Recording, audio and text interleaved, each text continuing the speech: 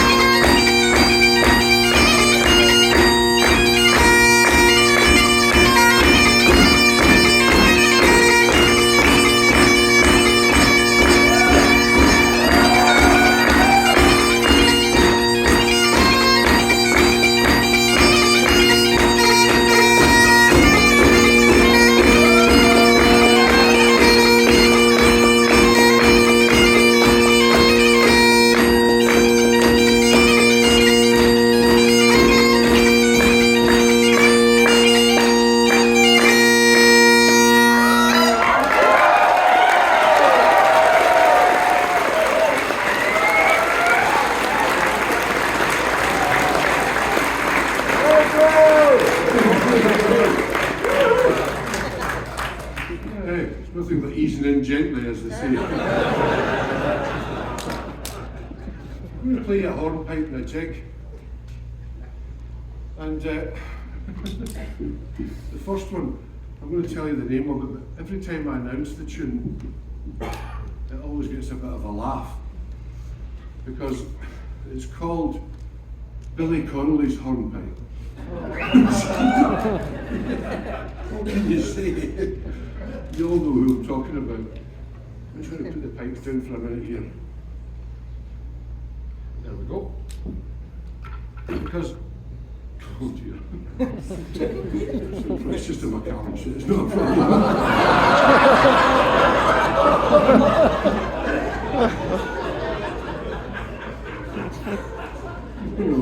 Actually, I should mention it actually is a version of the new Fred Morrison bagpipe. There will be at launch later next year, so there you go.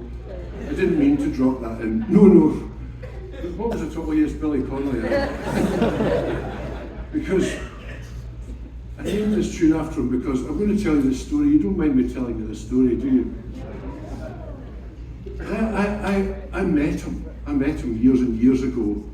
It was at the very, very first Celtic Connections Festival in Glasgow. And you know that kind of thing when you look back at the years and you think of times that you wished the ground would swallow you up, you know. That was one of these times. I'll tell you as it happens. I'm only going to tell you the truth. I can hardly believe it myself at the moment, but it is the truth. I was there, I was at the Celtic Connections Festival, and it was in the Ski and Do Hotel, which was a bit like this. A nice big hotel, the Ski and Do. And I was a lot younger then, you know.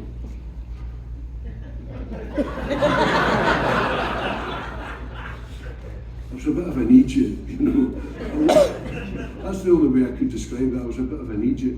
And I was sitting there in the bar, and this very well-known folk singer called Danny Kyle came over to me, and he said to me, "Fred, would you do me a favour? Tell them to shut it." No, he didn't say that. He said, "Would you do me a favour?" I said, "What was that?" And he said, "Would you come over here?" He said, "I'm in the bar with Billy Connolly," he said, "and he's got your CD, The Broken Chanter." This is years ago. He says, "He's got your CD, and he wants to meet you. He's getting into piping and all that." And I went, "No way, no chance." Because, being like as a lot of musicians do, we worked on different soundtracks and things and met famous people, and fair enough, that's their job and we were doing our jobs, but not him. I'd seen him on the TV and all that madness of the eyes. I was like, "No way, man, I can't. No, not a chance." And he said, "Come on," he said, "he's just a musician, he just wants to meet you, come on." And I went, "No, I can't." And he went, "Look, you big chicken," he said, "come on." So I went over to meet him, right? And he was standing there in this big sheepskin coat. "Please don't video this." And smoking a cigar. And he went down, he said, "Right, here we go, Billy, this is Fred here, how are you doing?" I was like, "Hello." And he went, "How are you doing?" You know the way, "Hello, how are you doing?" And I was like, "Oh no, that's what I was afraid of." You know? So the situation got to one of these things where it was so awkward that you didn't know what to do, right? Everybody was kind of looking at their feet shuffling. So I decided to break the ice. And I said, "I've got all your CDs and tapes," I said to him. And he looked at me and he went, "Well, that's great." And that created even more tension. So Danny Kyle was thinking, "Why did I ask this idiot to go?" And we're there and there's more tension, nobody's saying anything, nothing's happening, everybody's looking at their feet. So I decided to break the ice again. And again I said to him, "As I say, I've got all your CDs."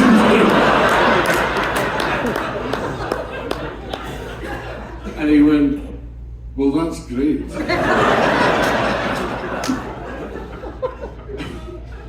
Now the situation was impossible. Everybody was looking at their feet. On it went, the tension was building, and then for some reason, unbeknownst to man, again,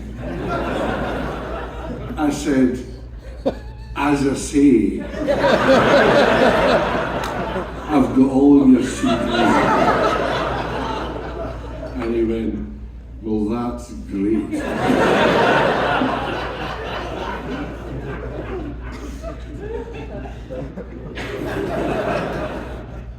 But I kept imagining him on some TV show saying, I met this guy. He was meant to be a piper. He was mental, he could only say the one thing. But anyway, here we go. Billy Connolly's hornpipe. And it's followed by a jig after another great character. The jig's called Sky. Here we go. Have you drink of water there? I'm talking too much here. Just a wee sip. Thanks, Steve. Just open that up for me. We should open it up. Look at the one hand. I could only say the one thing. Grand show. Thanks, Steve. Great. Good man. Right, bye, guys.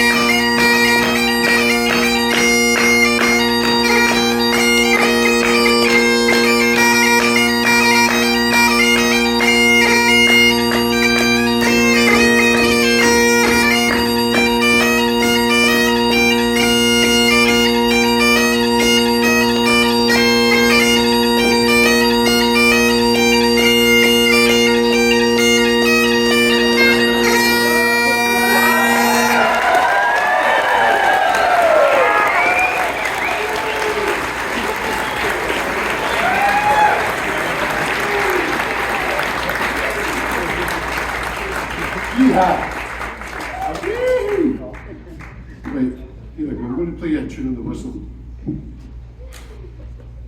Try not to tell any daft stories this time. We'll hear till next year. Right, here we go. Here's a nice tune. It's called The Angel's Lair. Kind of spooky. A bit Native American-y.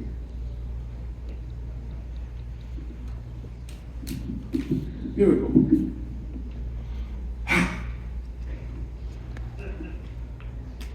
First things first.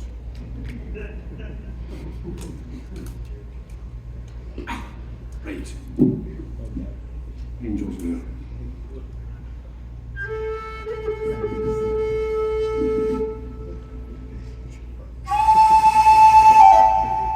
Okay. That was it.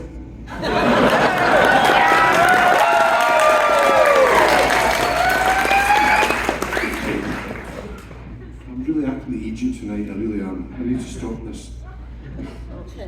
Here we go. Angels there. I shouldn't say these daft things because it's a kind of spooky tune and it's making me laugh, you know. It's the last thing I need. Angels there. No.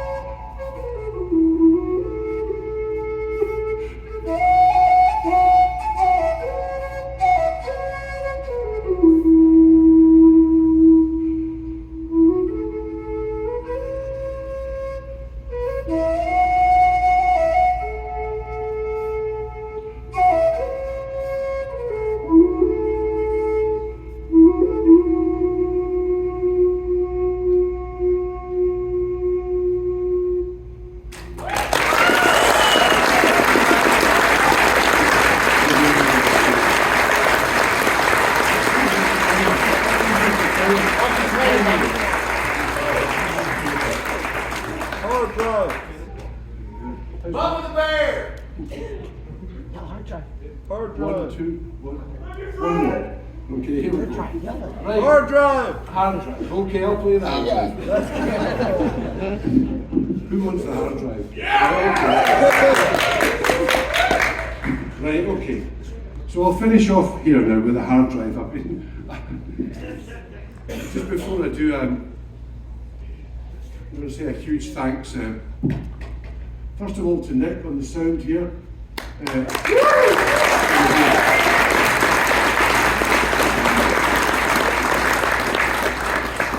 Nick's here every year and does just an amazing job. He's so good at what he does and does it so well, and always, just brilliant. Thanks, Nick. And of course, I have to say a huge thank you to Beth and Murray Blair and everybody involved with WinterStorm for having us all back again after the pandemic. It's just so brilliant to be here. And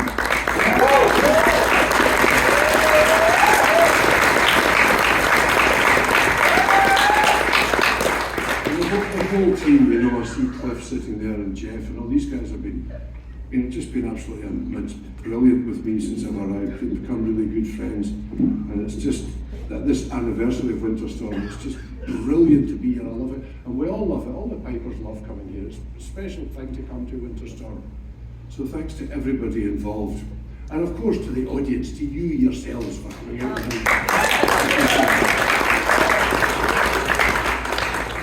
So here we go. Here's the hard drive, and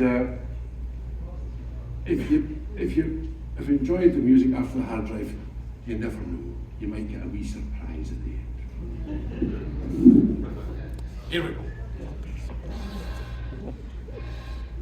By the way, I don't know if everybody's got all my CDs and tapes. If you have, that's great.